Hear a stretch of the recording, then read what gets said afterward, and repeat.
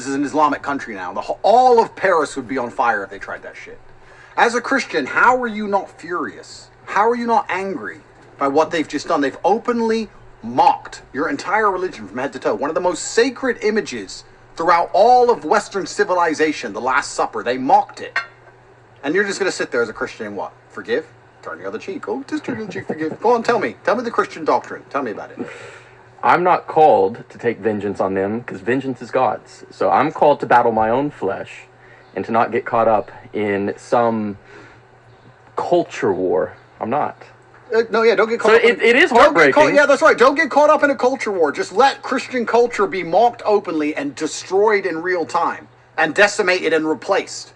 That's it. Don't get caught up in a culture war. Don't get caught up in here in the flesh. Let's just forgive and let them make fun of us forever and do absolutely fucking nothing and let them mock us forever and let them replace us, and we're just going to sit here and turn the other cheek and read the Bible. Bro, I don't know what it's going to take for you people to stand up and stop taking this shit. France is supposed to be a Christian fucking country. The worst thing about this is actually the fact that none of this has anything to do with sports.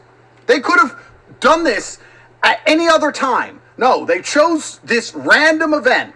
You can't even possibly link them. They have no excuse they can come up with that makes any kind of logical sense. It's not about sports. It's not about dedication. It's nothing to do with the event. They just say, everyone will be watching. Let's prove how disrespectful we are to Christianity, and let's prove how gay we are. There was no need for it at all. I agree. What should I have done, or what should Christians have done? Are you mad? Yeah. Are any Christians? It's heartbreaking. Are any Christians at all, a single one, going to even bother to go outside and protest? Are any Christians going to stop watching the Olympics? Are any Christian athletes going to step down? Are any of you going to do anything after the most blatant mocking, probably in history, of Jesus Christ? Or are you all going to sit there and do absolutely nothing and talk about how somehow, in the end, it'll be fine? Oh, we have a cancer tumor, but in the end, if you just ignore it, it's going to be fine in the end. No. They wouldn't dare do this to any other religion. They wouldn't dare do it to Judaism, and they wouldn't dare do it to Islam. They would not dare. They mock Christians because you're endlessly weak, endlessly forgiving. You know what happens if somebody's endlessly forgiving? At first, they're a good person, and in the end, they're taken advantage of.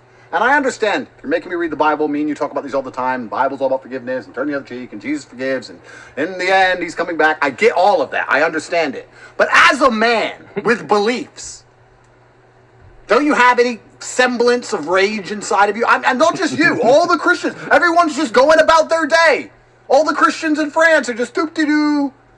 What the fuck? We should call it out, but we shouldn't let it enrage us. Why? Why? Anger moves the world, friend. You got to be careful, though. You can't fall into... Fall into what? Anger moves the world.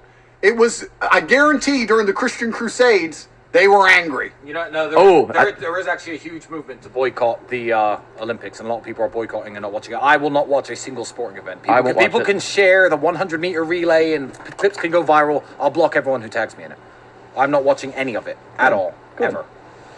Absolutely unacceptable. Anger moves the world.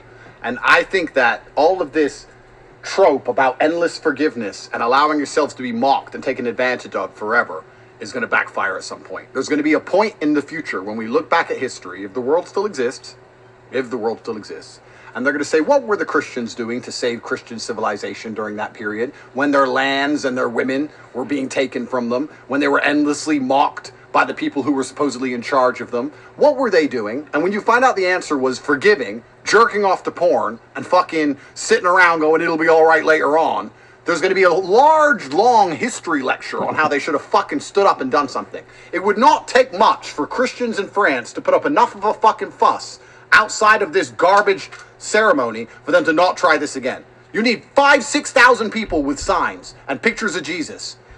They do it in Romania. They do it in Serbia. They do it in a few other countries. In France, a Christian nation, what are they going to do? Nothing. They're all going to go out tonight, drink alcohol, and fuck. That's it. Do drugs. Fucking failures. I'm telling you, it's a failure of the religion, and it's a failure of the Christians to allow this to happen. You cannot blame the people who attack. If I leave my money out on the street and someone steals it, people will say, why'd you leave your money out on the street? Mm-hmm. If you allow your prophet, if you allow Jesus and your religion and your culture and your entire country to be mocked and stolen from you and destroyed, and you do nothing, whose fault is it?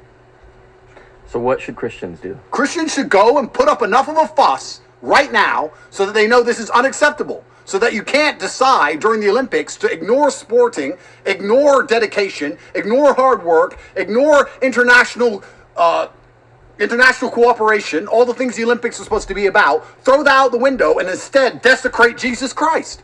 All you have to do is get some signs and go stand out there and say, what are you doing?